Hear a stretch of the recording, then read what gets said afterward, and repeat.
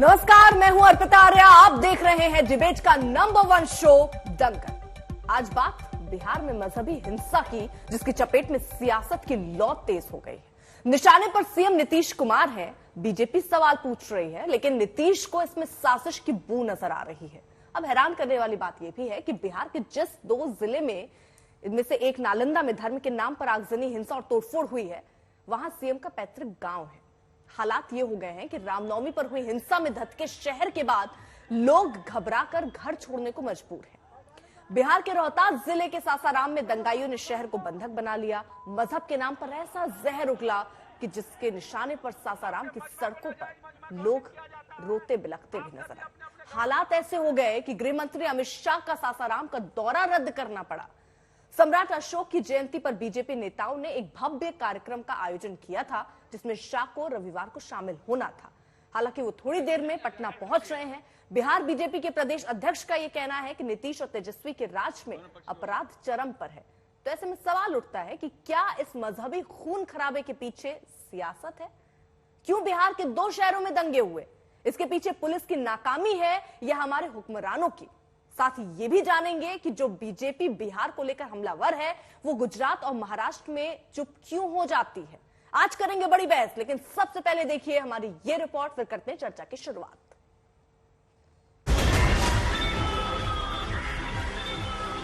ये राजनीतिक संरक्षण में ये सब चीजें हो रही है, इसका जवाब जनता देगी समय आएगा।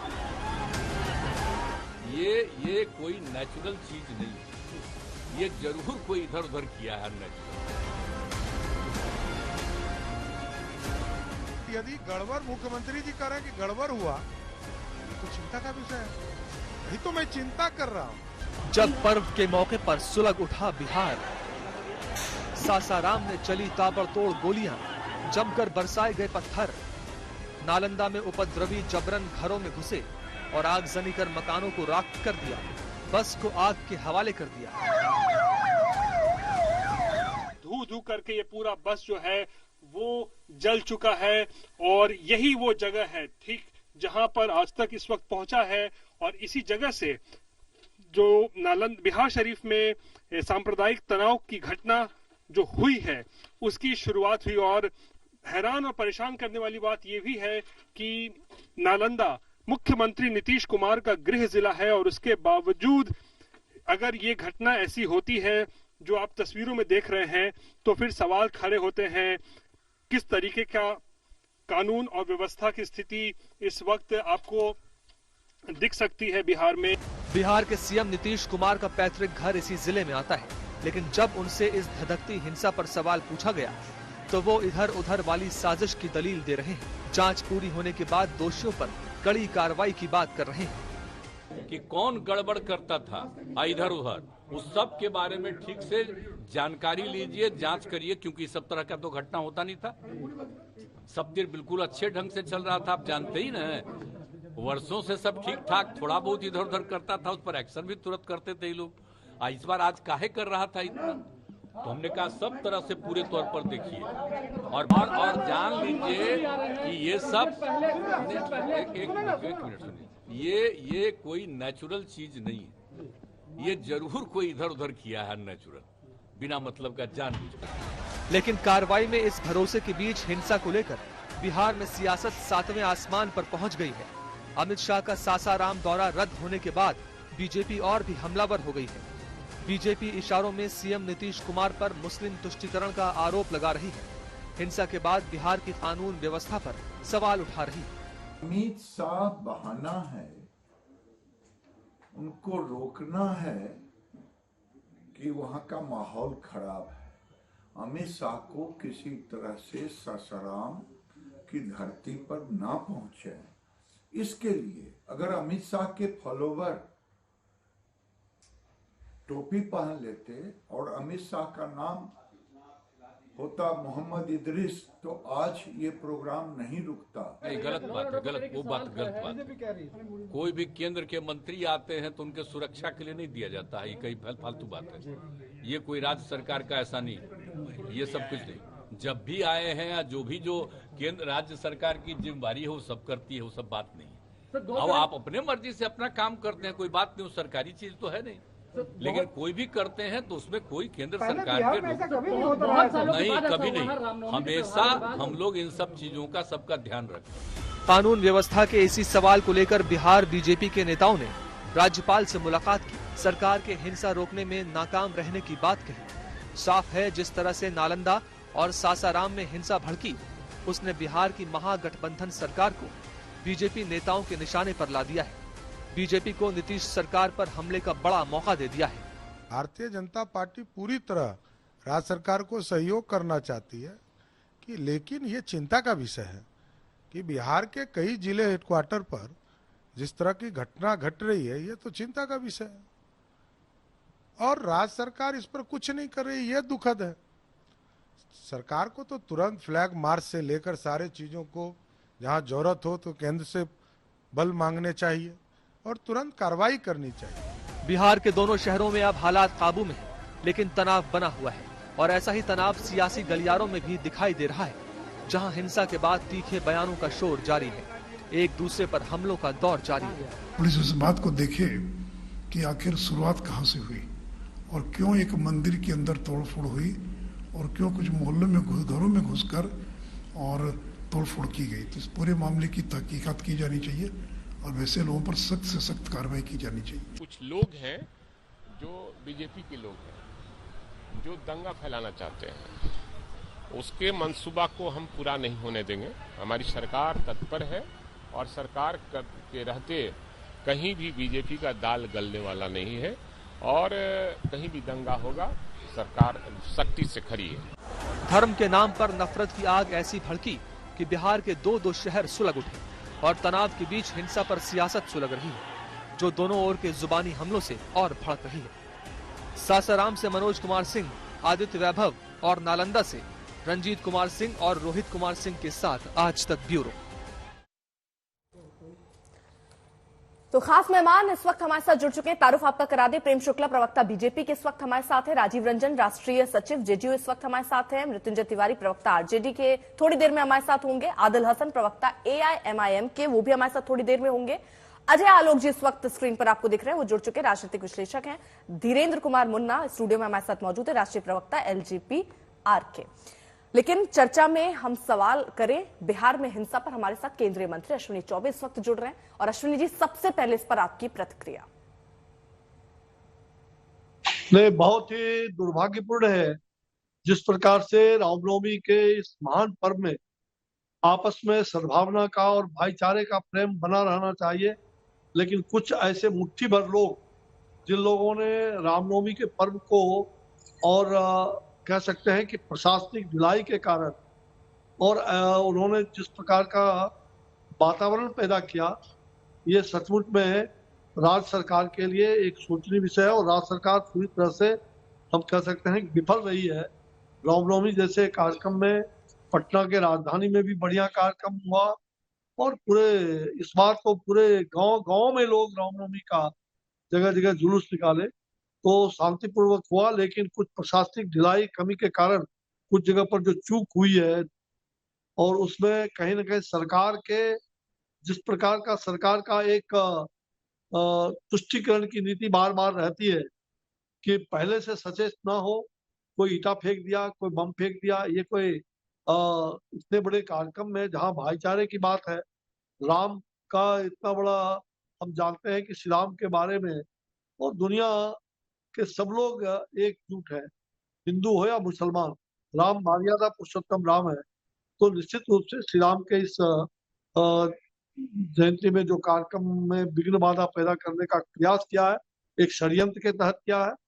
और सासाराम में जो बात हुई है, मैं देर रात कल सासाराम में स्वयं वहां था, मैं लगातार कई घंटों तक वहां रहा, मैंने वहां के डीएम एसपी सबको और सभी आए थे, डीआईजी सबसे बात हुई है और पूरी तरह से कहीं न कहीं उन लोगों से प्रशासनिक स्तर पर जो पहले और पूर्व तैयारी होनी चाहिए था, अफवाहों का बाजार गर्म रहा और राज्य सरकार पूरी तरह से जो चौकन्ना होना चाहिए था जानती थी और जानबूझ करके राज्य सरकार ने एक षड्यंत्र के तहत कि अमित शाह का वहां कार्यक्रम ना हो, एक वैसा वातावरण बना करके और उसको उन्होंने ये किया है, ये गलत बहुत ही पूरी तरह से नीतीश कुमार जी जो मुझे लग रहा है कि और मोदी जी और हमारे अमित शाह जी का उनकी जो स्वीकार्यता है, जो हमारे केंद्र सरकार की स्वीकार्यता है, उसको उनको रास नहीं आ रहा है और उन्होंने वहां 144 लगवा दिया हर प्रकार से।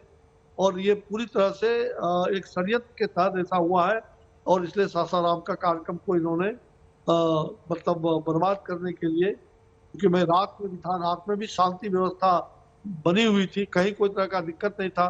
स्वयं जिला प्रशासन ने कहा कि हम लोग सर हर प्रकार से कार्यक्रम को सफल बनाएंगे। फिर ये क्या नौबत आ गई जो अचानक उन्होंने इस प्रकार का ये वहां पर 144 लगा करके लोगों में दहशत फैलवा दिया।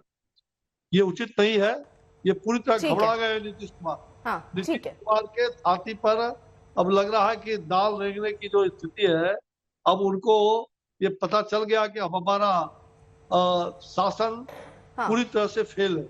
ठीक है, और फेलियर शासन के रूप में वो काम कर रहे हैं। ठीक है, लेकिन नीतीश कुमार तो ये कह रहे हैं कि किसी ने इधर उधर किया है, गड़बड़ी की गई है और ये नेचुरल नहीं है। मैंने कहा ना कि साजिश नीतीश कुमार की छोड़ करके दूसरे किसी की साजिश नहीं। नीतीश कुमार के साजिश के तहत, उनके षड्यंत्र के तहत आज अमित शाह जी का, श्री अमित शाह जी का कार्यक्रम को ना होने देना, उनको ये रस नहीं रहा था कि सासाराम में शाहबाद की धरती पर और जो बड़ा कार्यक्रम अभी कुछ दिन पहले जगदीशपुर में हुआ, यहाँ उससे भी बड़ा कार्यक्रम हो रहा था। लाखों लोग आ रहे थे मगध, औरंगाबाद और समस्तीपुर, आपका कैमूर और सासाराम का, तो उनको रास नहीं आ रहा था। इसलिए वो चाह रहे थे कि घबराया करके उन्होंने एक षड्यंत्र के तहत इस कार्यक्रम को स्थगित कराने का एक बहुत बड़ा उनका षड्यंत्र था, जो दुर्भाग्यपूर्ण है। इसको बीजेपी कभी बर्दाश्त नहीं करेगी और हम फिर सासाराम में बहुत जल्द ही हम सासाराम में एक भव्य रैली करेंगे, हम शाहबाद में एक भव्य रैली करेंगे। और मुझे लगता है ये कितने बार देखते हैं कि ये स्थगित कराने की स्थिति में रहते हैं। नीतीश कुमार का पोल खुल रहा है और पोल खुल चुका है। ये पूरी तरह से इनके षड्यंत्र के कारण बिहार में आज 144 जो कुछ जगह लागू हुआ है, सचमुच में मुख्यमंत्री का जब घर ही सुरक्षित नहीं है, नालंदा में इन्होंने लगा, तो बाहर क्या देखेंगे। तो ये नालंदा को भी, वहां भी 144 धारा लागू करवाया। लेकिन अश्विनी जी आपसे ये भी समझना मैं चाहूंगी कि बीजेपी आखिरकार इस हिंसा को अमित शाह के दौरे से क्यों जोड़कर देख रही है? नहीं, हमने वहां पर घंटों, मैंने कहा ना, कल मैं देर रात में, मैं होल नाइट लगभग मुझे कि मैं सासाराम और कैमूर के क्षेत्र में देर रात तक वहां रहा। मेरी प्रशासन शासन सबसे बात हुई है, लेकिन ये वहां पर सब शांति भी मतलब कायम हो गया है और वहां कार्यक्रम होने में कोई कठिनाई नहीं थी।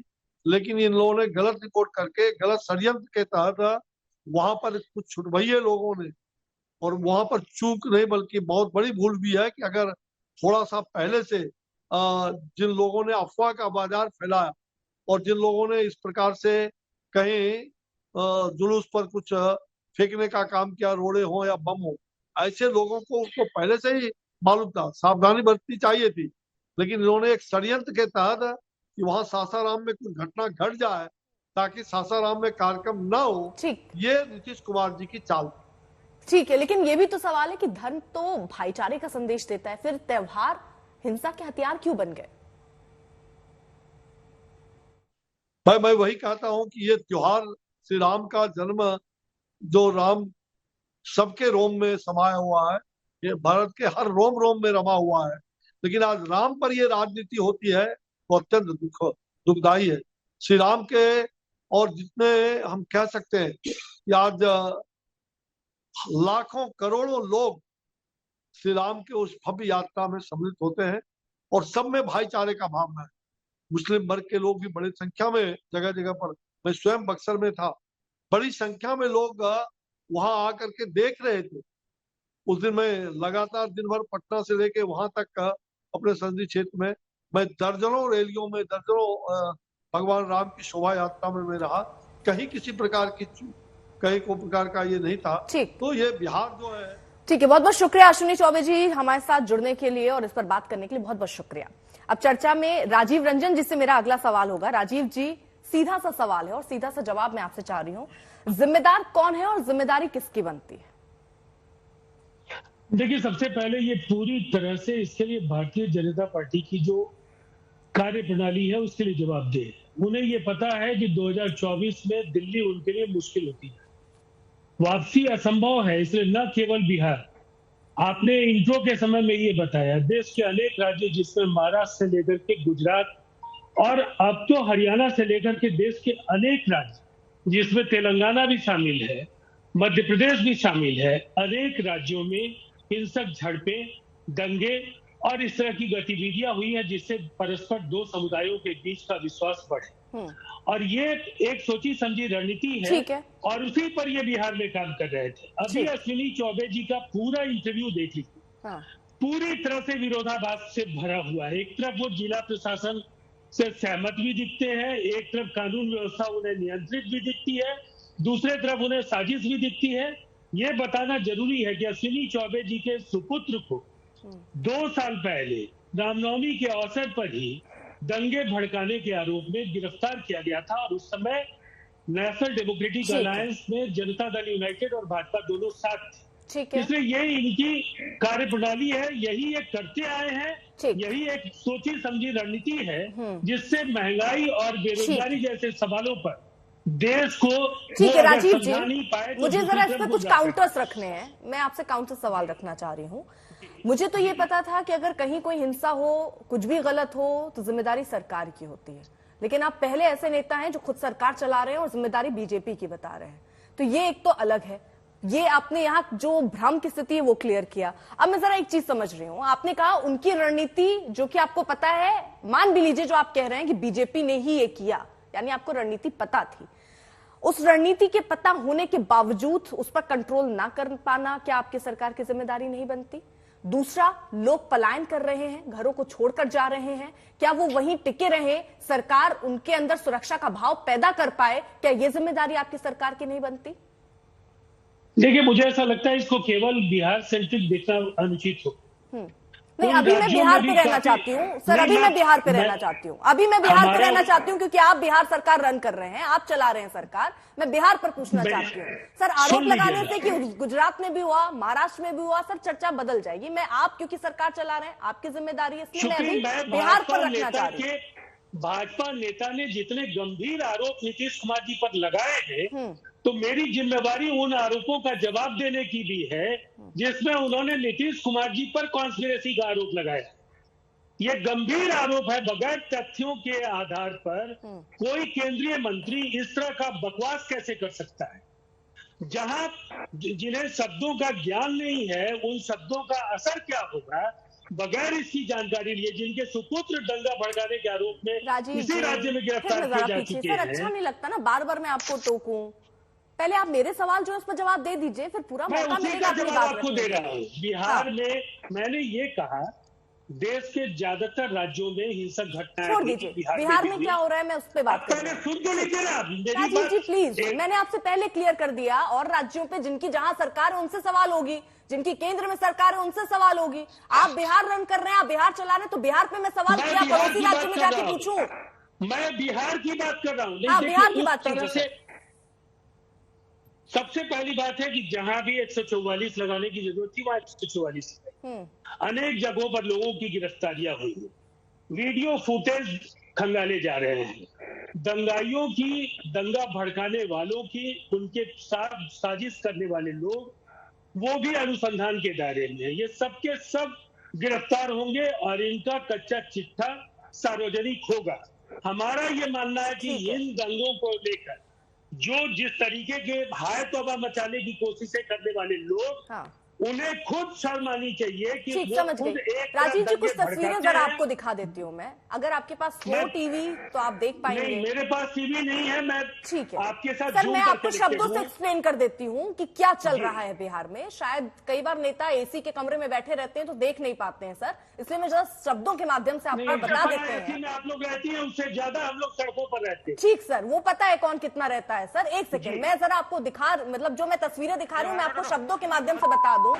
यहाँ पर जमकर पथराव हो रहे हैं, घरों में आग लगा दी गई है, लूट हो रही है। ये देखिए सर, ये बिहार है जो जलता हुआ नजर आ रहा है। और जरा पलायन की तस्वीरें दिखाइए, शायद वो तस्वीरें भी ये चूक गए होंगे देखने से। जरा पलायन की तस्वीरें भी दिखाइए। लोग अपने सामान रखकर वहां से जा रहे हैं सर।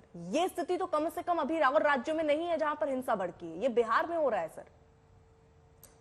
नहीं, मुझे ऐसा लगता है आप खुद दूसरे राज्यों की चर्चा करती हैं और उनकी तुलना करती हैं, वैसे में जवाब देना बेहद जरूरी होता है कि देश के ज्यादातर राज्यों में काफी बदतर हालात भी भारतीय जनता पार्टी की कारस्तानियों की वजह से होती आई है और वो सुधरने के लिए तैयार नहीं है। वो जिंदा लोगों को दफन कराकर अगर उस पर सियासत करना चाहते हैं तो देश की जनता भी उनको करारा जवाब देगी। जो रोटी और जो छत का इंतजाम नहीं कर पाए सरकार, जो लोगों को 2 जून की रोटी मुहैया नहीं करा पाए, उसे पता है कि अगर 1 साल के अंदर चुनाव में जाना होगा तो धर्म, अगर राजीव जी एक बात बताइए, कहीं पर अगर कोई घटना घट जाती है तो सरकार केवल यही कहेगी कि ये उनकी वजह से हुआ। अगर आपको पता था वो ऐसा करने वाले हैं तो आप इनपुट पुलिस वो क्या कर रही थी? देखिए, इंटेलिजेंस इनपुट को लेकर के तो मैं आपको इतना कहूंगा कि ये केंद्र और राज्य के बीच जो भी इंटेलिजेंस एजेंसीज हैं, इनपुट्स का शेयरिंग उन दोनों की जवाबदेही है और उसमें केंद्र की ओर से भी स्पेसिफिक उनके कई एजेंसी जैसे आपकी कोई जिम्मेदारी नहीं है। लोग घर छोड़ के जाएं, आपकी कोई जिम्मेदारी नहीं है। वहां पर आग लग जाए, हिंसा हो जाए, आप ये उसको बांट रहे हैं कि भैया केंद्र की भी जिम्मेदारी है, अकेले राज्य की जिम्मेदारी नहीं है। आप ये कह रहे हैं कि अगर ये हुआ है तो इसके लिए बीजेपी जिम्मेदार है और ये क्यों नहीं रोक पाया, इसकी जिम्मेदारी आप क्यों नहीं ले रहे? रोकने की जिम्मेदारी तो आपकी थी ना। किसकी जवाबदेही है? अगर पूरे देश में दंगे भड़के हैं, देश के ज्यादातर राज्यों में हिंसक गतिविधियां हो रही है, जनता दल यूनाइटेड केवल बिहार में है, देश के अनेक राज्यों में जो घटनाएं हुई है, क्या उसकी नैतिक जवाबदेही भाजपा लेगी? पुलिस वाले खड़े हैं और एक महिला जो है, बयान सर हम चला रहे हैं जिसमें महिला कह रही पुलिस वाले मौजूद थे, पुलिस वाले कह रहे हैं थोड़ी देर रुकिए, कुछ कीजिए मत, और पूरे दंगे को आराम से देखते रहते हैं पुलिस वाले और लोगों से भी कह रहे हैं देखिए।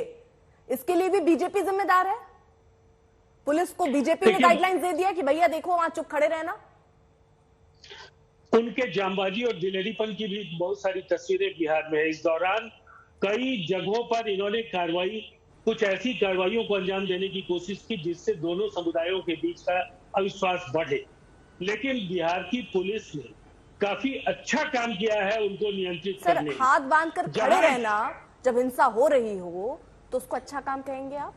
नहीं, मैं आपका वीडियो फुटेज नहीं देख रहा हूं, मैं आपको एक बात मैं आपको मुंह से बता रही हूँ ना सर।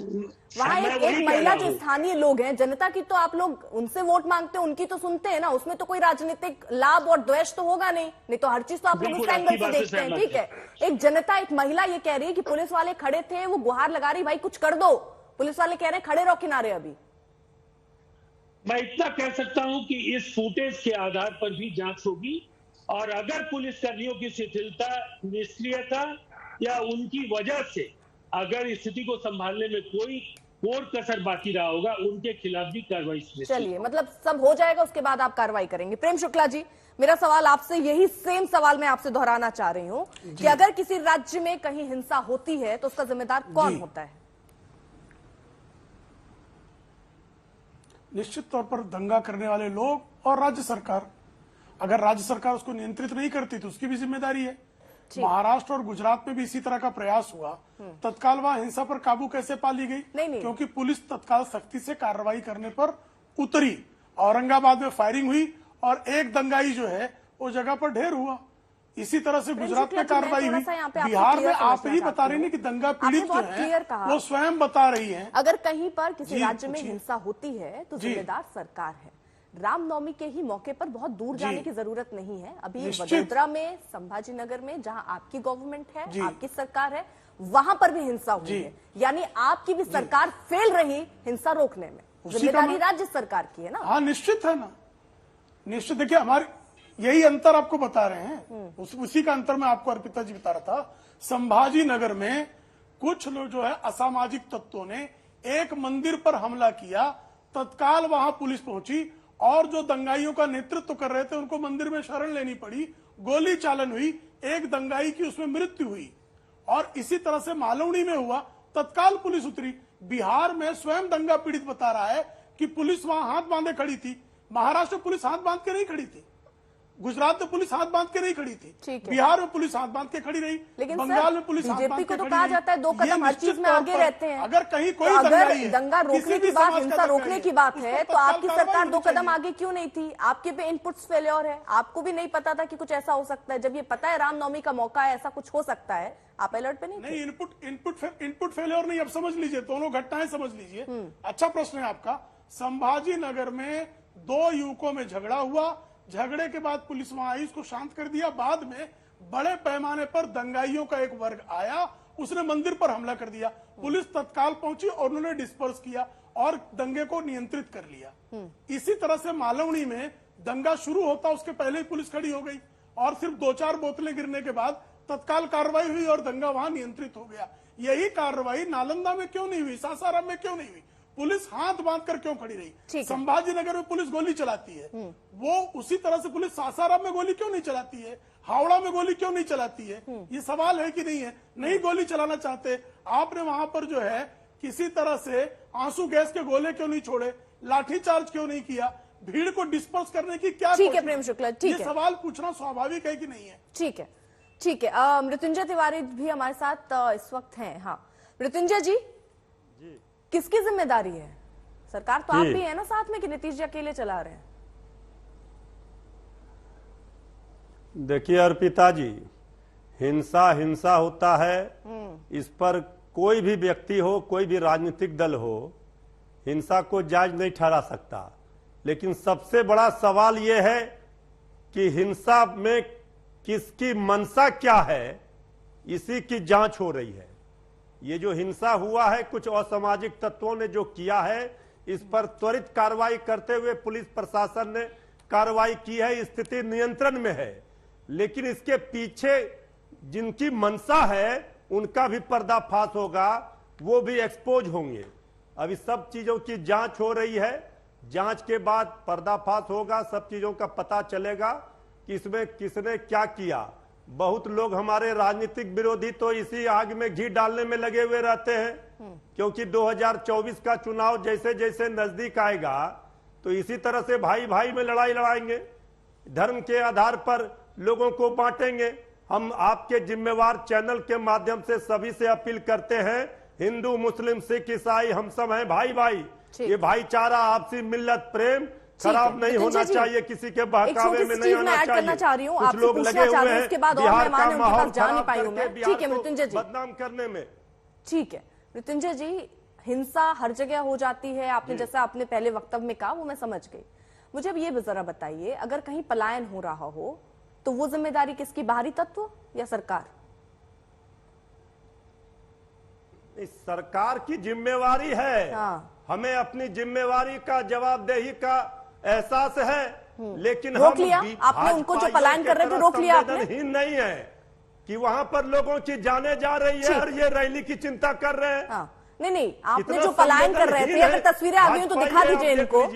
अगर पलायन जो लोग कर रहे हैं, आपने उनको रोक लिया? देखिए अर्पिता जी, आप लोगों की भी मेहरबानी होती है, आप लोगों की भी मेहरबानी होती है। मेरी मेहरबानी छोड़ दीजिए, बीजेपी सरकार में नहीं है, वहाँ कैमरा पहुंच जाता है। सर अगर हमारी मेहरबानी होती तो हम वडोदरा भी नहीं दिखाते। हमारी मेहरबानी की बात कर रहे हैं तो हम वडोदरा क्यों दिखाते सर? हम संभाजी क्यों दिखाते, संभाजी नगर क्यों दिखाते? हमने वो भी दिखाया ना। आपके चश्मे का लेंस खराब हो चुका है, उसको सही कराइए। पलायन पर मैं एक बार फिर से आपसे जवाब लूंगी, अब आगे आप मीडिया पे।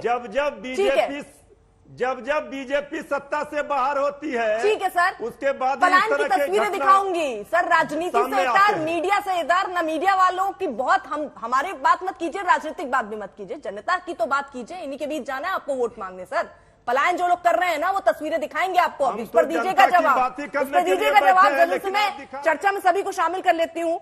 अजय आलोक जी भी हमारे साथ है, आदिल हसन भी है। अजय आलोक जी, सबसे पहले आपका रिएक्शन इस पर मैं ले लूं, और धीरेन्द्र कुमार मुन्ना जी मैं आ रही हूँ। देखिए अर्पिता जी, ये दंगा ऐसे नहीं कहूंगा, मैं इसे कहूंगा स्कर्मिश, संघर्ष हुआ। दंगा इसको नहीं कह सकते हैं। ये कोई नई बात तो है नहीं, 75 साल से इस देश में हो रहा है। मूल कारण पे तो हम लोग जाते नहीं हैं, उस वक्त के दंगा पे चर्चा करते हैं, उस वक्त के सरकारों की विफलता पे बात करते हैं। बात आई गई खत्म हो जाती है, 2 दिन के बाद आप भी डिस्कशन नहीं कीजिएगा।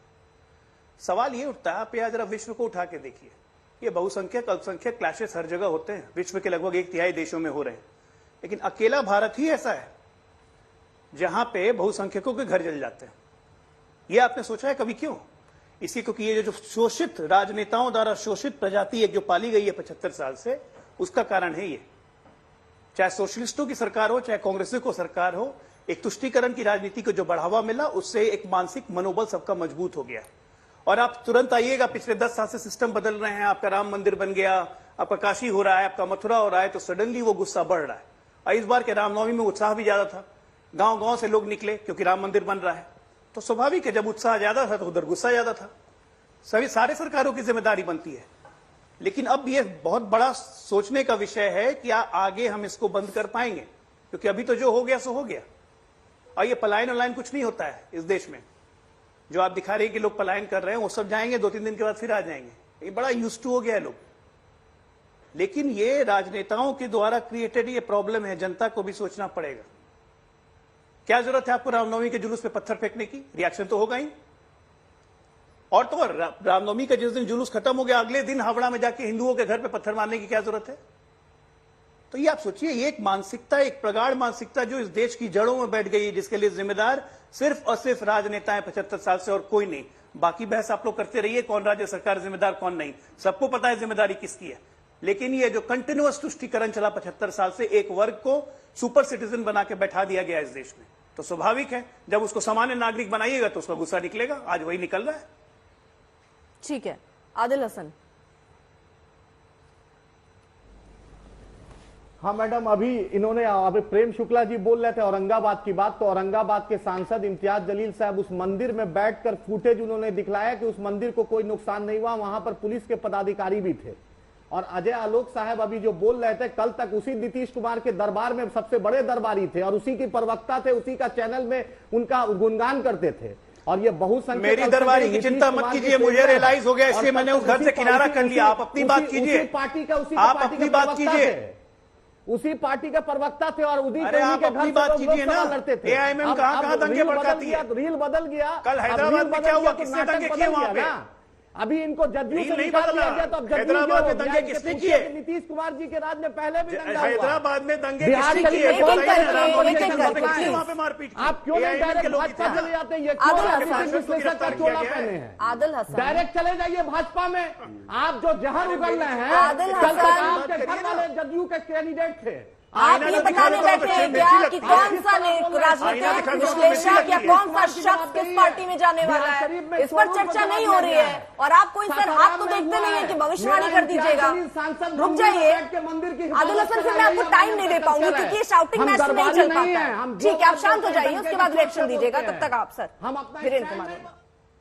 अब नीतीश कुमार जी के बारे में क्या कहना है? जिनका डर दिखा करके सरकार बनाते हैं, फिर उन्हीं के साथ चले जाते हैं। अब दंगा तो मैं नहीं कहूंगा, मैं आलोक जी के बातों से सहमत हूं, लेकिन जो भी घटना घट रही है, पत्थर फेंकने का कार्यक्रम तो विपक्ष का चल ही रहा है ना, उसी की एक नहीं फेंक रहा था शुक्ला जी, ये देखने को मिला है। आज आप डीजीपी का रिपोर्ट अरे भाई बोलने दीजिए ना, आप क्यों बोलते हैं? ये बिहार में राम राज, इसको क्या कहेंगे? अगर दंगा भड़का रहे हैं, पत्थर फेंकवा रहे हैं, तो जंगल राज इसी को न बोला जाता है भाई, कि कोई और चीज है? जंगल राज इसी का नाम है। और सोच के आया जाता है, उससे अलग कुछ हो जाए तो अपनी सोच को वहीं थाम लिया जाता है। रुक जाइए आदिल, आप बोल नहीं पाएंगे क्योंकि अगर आप आप ऐसे बहस करेंगे तो मैं मौका नहीं दे पाऊंगी। ये बहुत क्लियर है मेरी डिबेट में, मेरी चर्चा में चीखा चिल्ली नहीं होती है सर, आप पता करिएगा। और अभी चुप रहिए, अगर आप शांत नहीं रहेंगे तो मैं नहीं आ पाऊंगी आपके पास। मैं नहीं चाहती कि जनता का वक्त बर्बाद हो। बिहार के गृह मंत्री भी आदरणीय मुख्यमंत्री जी हैं। सीधे तौर पर यह अगर कहीं लॉ एंड ऑर्डर फेल हुआ है तो उसकी जिम्मेवारी नीतीश कुमार जी की है। और इंटेलिजेंस का काम केंद्र का हो, सब कुछ केंद्र का हो, तो क्या भारतीय जनता पार्टी ही इनको प्रधानमंत्री भी बना दे? यह एक्सपेक्ट करते हैं जनता दल यू के लोग, चाहे महागठबंधन के लोग। उसके लिए तो उनको शांति व्यवस्था खुद बनानी होगी, जनता के बीच में खुद अच्छा काम करना होगा। वो तो संभलता नहीं है। गृह मंत्री होने के नाते मैं बता रहा हूं कि सरदार पटेल भवन में आज तक वो कभी बैठक नहीं किए हैं पिछले, जब से नया भवन बना है। कैसे पुलिस अंकुश में रहेगी? तो बिहार में जो भगवान भरोसे विधि व्यवस्था चल रही है और भारत सरकार से अगर अपेक्षा करते हैं, आदरणीय गृह मंत्री जी से अपेक्षा करते हैं बिहार के लिए वो कुछ करे, तो सबसे बेहतर काम है कि बिहार में राष्ट्रपति शासन लगा दें। बिहार के लोगों का विकास भी होगा, अमन शांति भी आएगी, और जहां जहां भी दंगे भड़क रहे हैं वहां पर आप देख लीजिए कि बीजेपी शासित राज्यों में कम हो रहा है बनिस्बत के विपक्ष के जो सरकारें हैं वहां पे। ठीक है धीरेन्द्र जी, ठीक है। मृत्युंजय जी, आप अगर देख पाए तो मैं आपको पलायन की तस्वीरें भी दिखा रही हूँ, जिस पर जवाब दीजिएगा किसकी जिम्मेदारी बनती है। ये देखिए, ये लोग हैं जो अपना सामान रखकर वहां से जा रहे हैं, घरों में ताले लगाकर। देखिए अर्पिता जी अब ये पलायन कर रहे हैं, इस बात का कैसे आप पुष्टि कर रहे हैं? वाह सर वाह, आप एक जिम्मेवार चैनल पर ये फोटो दिखाकर आप कह रहे हैं पलायन कर रहे हैं। इसमें तो आपने साबित कर दिया कि एक राजनेता ही हैं आप, इंसानियत नहीं है, सिर्फ एक राजनेता हैं आप। अरे ये तो भाजपाइयों से इनके समय में बहुत लीजिए जो लोग इस और आवाज उनकी तभी होगी तो वो शांति से अपनी बात रख पाएंगे। धीरेन्द्र जी आ रहे हो। जो लोग हिंसा, अर्पिता जी, जो लोग हिंसा की आग में अपनी राजनीतिक रोटी सेकना चाहते हैं बिहार की धरती पर, उनकी रोटी जल जाएगी, उनकी रोटी खाने के लिए नहीं मिलेगी। ये कान खोल कर के दंगाई लोग सुन ले, चाहे कोई जात धर्म का हो। मेरा सवाल सुनिए, मेरा सवाल सुनिए सर, मेरा सवाल सुनिए। पलायन न करें। ये जो पलायन हो रहा है, ये कौन पलायन कर रहा है? कौन सा राजनीतिक दल है जो पलायन कर रहा है? कौन पलायन कर रहा है सर? ये पलायन, इसे आप कैसे पलायन कहेंगे? अगर तो ये घूमने जा रहे हैं तो छुट्टी मनाने जा रहे हैं, छुट्टी मनाने जा रहे हैं लोग घरों पर, उसको आप पलायन कहेंगे? अच्छा, छुट्टी मनाने जा रहे हैं। अरे कहीं अगर जा रहे हैं तो उन्होंने कहा है कि हम बिहार छोड़ रहे हैं, अब तो लोग बिहार आ रहे हैं। लोगों से बात भी की है हमने, सबसे सुरक्षित स्थान, सबसे शांतिप्रिय स्थान राज्य बिहार। आंखों में एक चश्मा लगा रखा है सर, हर कुछ सिर्फ राजनीति के हिसाब से देखना है, इंसानियत बची नहीं, आपको पड़ी ही नहीं है। आप यहाँ मुझसे सबूत मांग रहे हैं कि ये कैसे कहेंगे आप ये पलायन हुआ है? तस्वीरें दिख रही है लेकिन आपको ये पलायन नहीं दिख रहा, आपको लग रहा है लोग छुट्टी मनाने गए होंगे। चलिए सर, इस पर तो फिर बहस का कोई मतलब ही नहीं है जब आपको मानना ही नहीं है। नहीं, एक सेकंड सर, आपको ये पलायन नहीं है, ये गलत खबर। ठीक है, पलायन नहीं, घूमने गए हैं ये लोग, घूमने गए हैं सर आपके हिसाब से। ठीक है, जनता देख रही है सर, ये लोग सारे लोग कौन कौन से राजनीतिक दल घूमने जाएंगे उसके बाद वो भी जनता तय कर लेगी। रुकिएगा राजीव रंजन जी, ठीक है समझ गई सर, क्लियर हो गया, समझ गई सर। राजीव जी, 3 लोगों की गोली लगने से मौत हुई है, डीएम ने कहा है ये। देखिए, निसंदेह इससे हम सबों को मर्माहत होना चाहिए, और मैं पहले भी कह चुका हूं, हत्याएं हो या कहीं भी इस तरह का अगर कोई तांडव होता है, ये दुर्भाग्यपूर्ण है, शर्मनाक है, लेकिन इसके लिए जवाबदेह लोगों को जरूर चिन्हित किया जाना चाहिए और उन्हें पहचान करने का काम, उनकी पहचान बिहार पुलिस कर रही है। वीडियो फुटेज है, बहुत सारी जानकारियां हैं, और ये जान करके देखिए लोगों को हैरत होगा। इसके तो आप ये बता पाएंगे कि ये गोलियां कैसे लगी? जो हिंसा करने में लोग थे उनके पास बंदूक थी, पुलिस ने गोलियां चलाई, हवाई फायरिंग हुई उसकी तरफ से, क्या ये अभी तक आप जांच कर पाए हैं? गोली लगी है 3 लोगों को सर। देखिए, अब तक तो गोलियों की जानकारी थी, अभी आपने कहा कि मौतें हो गई, ये जो अभी अपडेट नहीं, मैं भी गोली की बात कर रही हूँ, मौत नहीं सर, अगर मैंने कहा हो तो गलती से होगा, गोलियां लगी हैं। तो वो इसीलिए मैंने कहा कि जो भी जिस तरह से जो भी घटनाएं घटी, पुलिस ने एहतियाती कदम उठाए हैं।